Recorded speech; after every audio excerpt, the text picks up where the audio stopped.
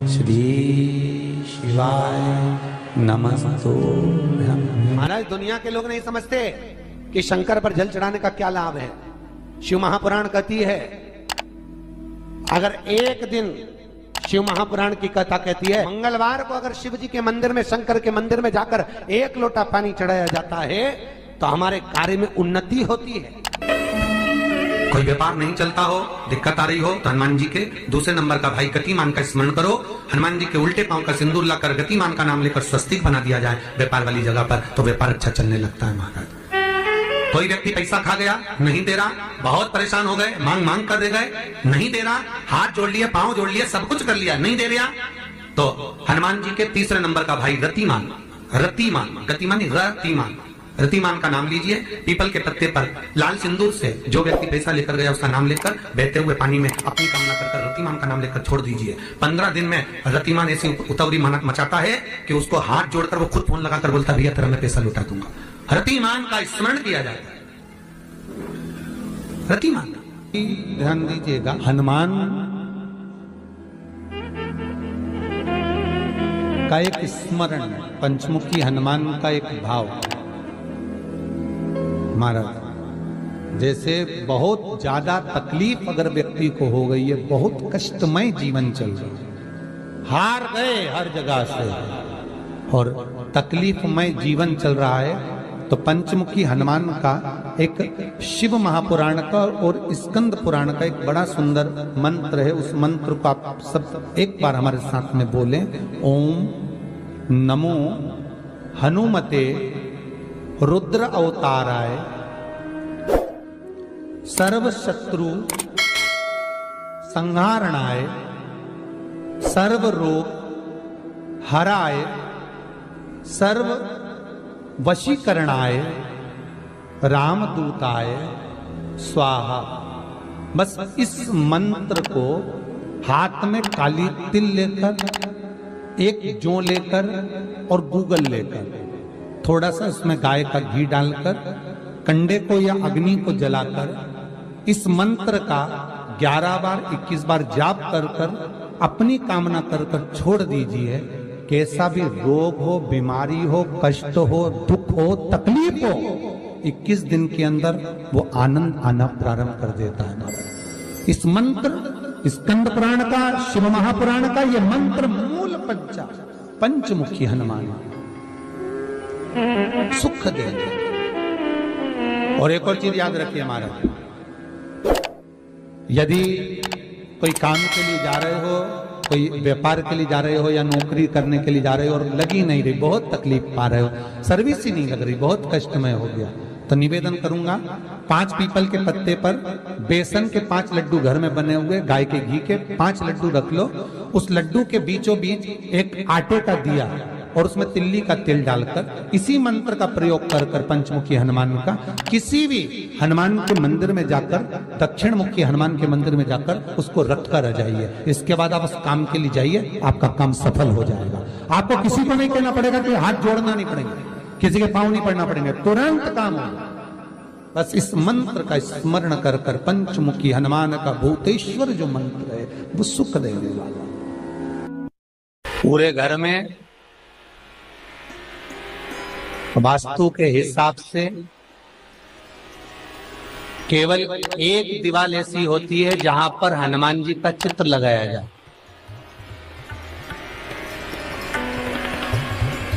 चाहे तुम पर्वत उठाने वाला चित्र लगाओ हनुमान जी का, चाहे बैठे हुए लगाओ, चाहे रामायण पढ़ने वाला लगाओ, चाहे लंका दहन करने वाला लगाओ, चाहे राम नाम जपने वाला लगाओ, चाहे लक्ष्मण को संजीवनी देने वाला लगाओ, चाहे मौन मुद्रा में लगा दो, चाहे स्तुति में लगा दो, चाहे भजन में लगा दो। हनुमान जी का कोई भी चित्र लगता है तो ना पूरब में लगेगा, ना पश्चिम में लगेगा, ना दक्षिण में लगेगा। हनुमान जी का अगर चित्र लगता है तो उत्तर की दीवार में दक्षिण को देखते हुए लगता है, केवल एक ही स्थान।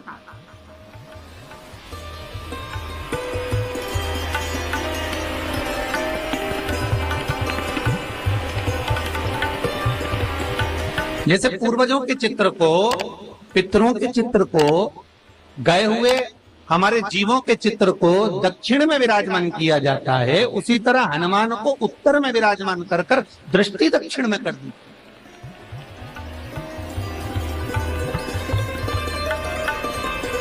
घर में हनुमान जी के जितने फोटो होते हैं उसको केवल दक्षिण दिशा में लगा, वो उत्तर दिशा में लगा बिठाते थे, और दक्षिण की ओर उनकी दृष्टि होना चाहिए, दक्षिण की ओर उनका मुख होना चाहिए।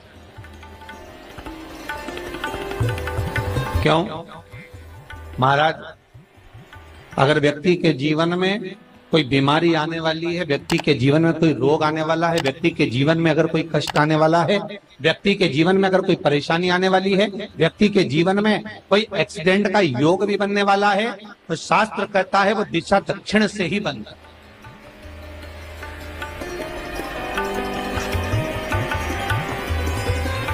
ये दक्षिण जो दिशा है ये यम की दिशा। यहाँ संपूर्ण परिवार के साथ यमराज अपने आनंद में निवास करते। और जब हमारे घर में, हम ये नहीं कह रहे कि आप हनुमान जी का फोटो लगाओ, हम ये भी नहीं कह रहे, आपके घर में हो और आपने अगर विराजमान कर रखा है किसी दिशा में, तो हमारा तो निवेदन रहेगा, अभी तक आपने अगर जैसा रखा, पर एक बार दिशा बदल कर देखना कि रोग, बीमारी, कष्ट, दुख, तकलीफ में आपको लाभ मिला कि ना। हनुमान जी ने केवल दक्षिण दिशा की ओर अगर मुख कर हमने विराजमान कर दिया, फोटो ही विराजित किया। हम ये नहीं कहेंगे आपसे कि आप बाजार से फोटो खरीद के लाओ फिर लगाओ, नहीं, आपके घर में हो तो आप लगा दें, आपके घर में हो तो विराजमान।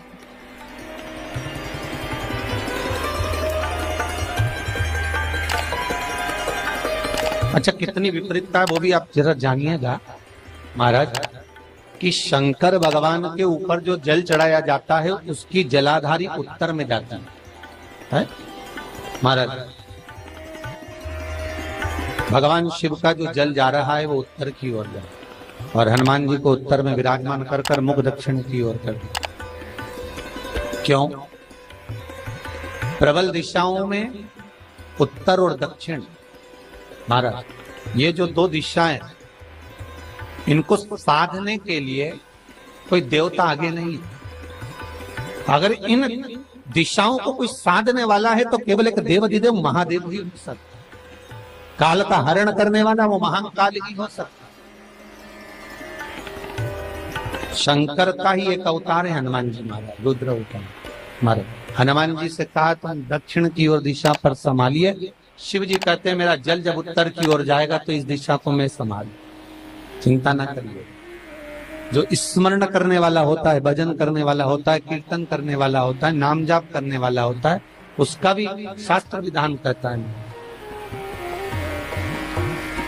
उसका भी व्याख्यान वर्णन करता है कि जैसे एक दिशा के रूप में हनुमान जी महाराज को विराजमान कर दक्षिण की दिशा पर हम विजय पर, अर्थात रोग पर, बीमारी पर, कष्ट पर, तकलीफ पर हम विजय प्राप्त कर सकते। ऐसा नहीं कि ऐसा कोई रोग नहीं जिसकी दवा नहीं है, पर जब तक भगवान की कृपा नहीं होगी तब तक कोई औषधि मिल सकती नहीं, कुछ प्राप्त नहीं हो सकता। जब भगवान करुणा करते हैं तो आप रूप कुछ ना कुछ सुख की अनुभूति हो जाती है, अपने आप सुख का भान हो जाता है। तो जैसे दक्षिण का जो स्वामी तत्व है, दक्षिण पर जो दृष्टि देने वाला श्री हनुमान जी महाराज है, इसलिए हनुमान जी को उत्तर की दीवार पर विराजमान कर उनका मुख दक्षिण की ओर रखा जाता है। वास्तु शास्त्र के हिसाब से, वास्तु नियमों के हिसाब से सारे फोटो कहीं पर भी लगा सकते हो, पर हनुमान जी का अगर फोटो तुम्हारे घर में है, हनुमान जी अगर तुम्हारे घर में विराजमान है, हनुमान जी का चित्र तुम्हारे घर में विराजमान है, तो उसका मुख दक्षिण का होगा, तो रोग, बीमारी, तकलीफ, कष्ट ये सब दूर हटते। कई लोग प्रश्न करते हैं, गुरुजी आप कहते हो कि हनुमान जी महाराज शंकर भगवान का एक अंश स्वरूप है, एक अंश। पूरी शिव महापुराण की कथा को उठाकर देखिए, स्कंद पुराण को, मत्स्य पुराण को, कूर्म पुराण को उठाकर देखिए। एक बाणासुर का चरित्र और एक श्री हनुमान जी महाराज का चरित्र बहुत सुंदर। शिव का एक अंश माता अंजना के तप साधना से शिव की प्रागट्यता और शंकर भगवान की प्रागट्यता से शंकर का स्वरूप प्रकट हो। इसीलिए तो कहते हैं शंकर सुमन केसरी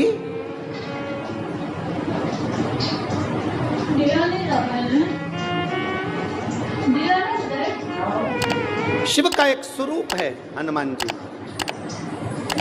हम तो हमेशा कहते हैं अगर आप हनुमान जी का भी दर्शन कर रहे हैं तो ये अंदाजा लगा कर रखें कि आप शंकर का दर्शन कर रहे हैं। आप शंकर का दर्शन कर रहे हैं तो ये अंदाजा लगा कर रखें कि आप हनुमान जी का दर्शन कर रहे हैं।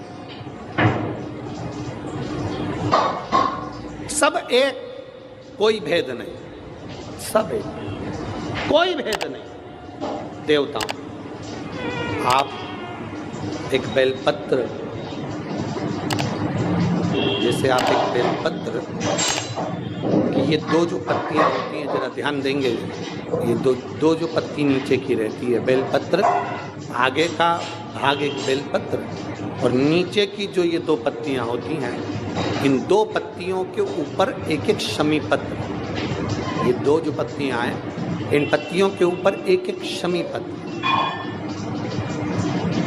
और लाल चंदन ये रखकर कितना भी रोगीला व्यक्ति हो, रोग से ग्रसित व्यक्ति हो, जिंदगी में कितना ही दुख पड़ रहा हो, बेलपत्र की ये दोनों पत्ती जिसके ऊपर शमी पत्र रखकर, लाल चंदन रखकर श्री हनुमान जी महाराज और हनुमान जी महाराज के तीसरे नंबर के भाई श्री गतिमान जी।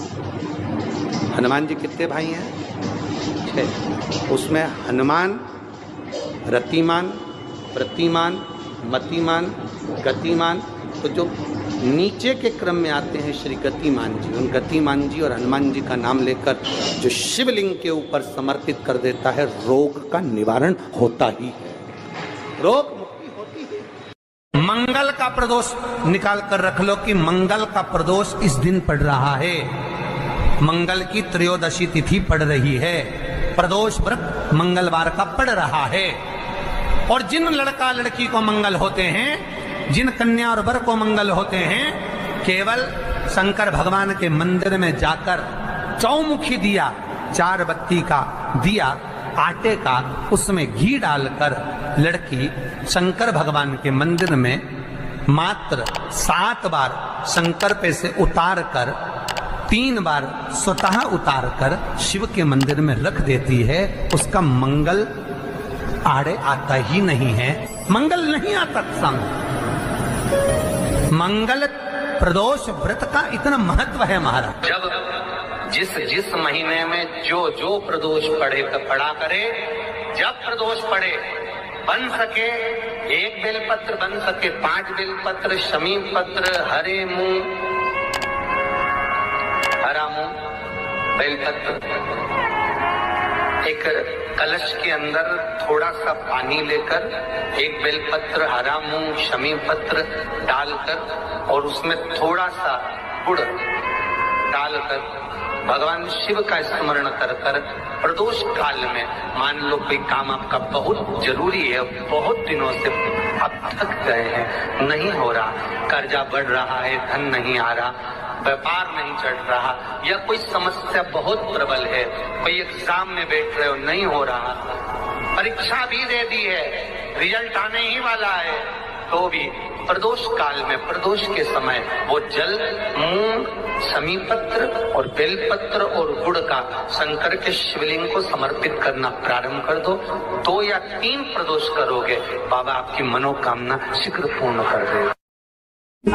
शंकर भगवान पर चढ़े हुए जल जब नीचे की ओर आता है, जिस जगह पर जल गिरता है उस जगह पर मात्र एक दुर्गा प्रदोष के दिन अपनी कामना कर कर इस शरीर के सुख के लिए शंकर भगवान के जल गिरने वाले स्थान के पास में अवधूतेश्वर महादेव के नाम से रख दी जाती है, तो जिंदगी में कभी बड़ी बीमारी नहीं आती। उसी तरह जिससे रोग को समाप्त करने के लिए दुर्वा का प्रयोग किया जाता है।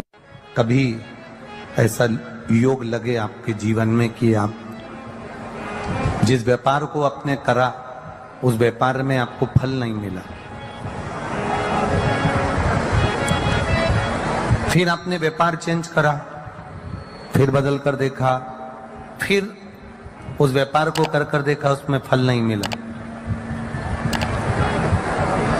फिर आपने वापिस व्यापार को बदलने का विचार किया, तो हमारा निवेदन रहेगा उस व्यापार को बदलने से पहले एक काम जरूर कर देखें। 3 स्थान पर बेलपत्र को चढ़ाकर देखिएगा। अगर आपको लगे कि मैंने व्यापार बदल लिया, एक बार बदला, कई लोग ऐसे भी होते हैं जो पैसा इकट्ठा करते हैं, धन एकत्रित करते हैं, और कोई व्यापार ऐसा कर लेते हैं जिस व्यापार में धन चले जाता है तो वो धन वापिस नहीं आता, वो व्यापार का धन वापिस नहीं आता। तो बड़े दुखी होता है कि भाई मेरा गया हुआ पैसा नहीं आ रहा, मैं बड़ा कष्ट में हूं, मेरा खुद का ही आ जाए ना तो मैं निहाल हो जाऊं, मेरा अपना ही नहीं आ रहा जो गया हुआ है, तो मैं क्या वर्णन करूं उसको, क्या। उनके लिए भी ये प्रयोग, ये शिव विद्येश्वर संहिता का ये भाव बड़ा सुंदर है। आप व्यापार पर व्यापार बदल कर देख लिए, धन भी हमारा कहीं डूब गया, आ नहीं रहा है, तो प्रयास करना 3 स्थान पर चढ़ाई गई बेलपत्र हमें सुख का अनुभव करा देगी। बहुत ध्यान लगाइए। पहला, अशोक सुंदरी की जगह। अब ये बेलपत्र जब भी आप चढ़ाएंगे तो रविवार की अगर प्रदोष पड़ जाए, कौन से दिन? रविवार की प्रदोष के दिन ये प्रयोग अवश्य कर देखिएगा। ज्यादा बार नहीं करना है, केवल एक ही बार करना, बाबा स्वयं कृपा करेगा। अपने मंदिर में, अर्थात अपने घर के पास कोई मंदिर हो, शिवालय हो, देवालय हो, जहां शंकर भगवान विराजमान हो, शिवलिंग हो, ऐसी जगह पर अवश्य करें। हमें कहीं दूर जाकर ये प्रयोग नहीं करना, अपने शिवालय, अपने जो घर के आसपास में शिवालय हो वो। एक बेलपत्र अशोक सुंदरी वाली जगह। अब उसको अशोक सुंदरी की जगह पर भी चढ़ाने का तरीका क्या है? जब हम बेलपत्र चढ़ाएंगे तो उस बेलपत्र को चढ़ाते समय आपकी जो बेलपत्र की डंडी है, वो बेलपत्र, रविवार प्रदोष के दिन का ये उपाय है महाराज। ये बेलपत्र की जो डंडी है, इस डंडी का भाग शिवलिंग की ओर होना चाहिए। ये जो डंडी है, इसका भाग अशोक सुंदरी पर जब चढ़ाएंगे तो शिवलिंग की ओर इसका भाग होगा महाराज। दूसरी, बेलपत्र को जब हम समर्पित करेंगे, जया, विषहरा, शामरीवारी, दौतली, देव, मान लो जलाधारी ऊपर नहीं है शंकर जी के, तो उसका स्मरण कर 5 कन्याओं का नाम लेकर जया, विषहरा, शामलीवारी, दौतली, देव, इनका स्मरण कर शंकर भगवान के शिवलिंग पर बेलपत्र रखेंगे। बेलपत्र कहां रखना है?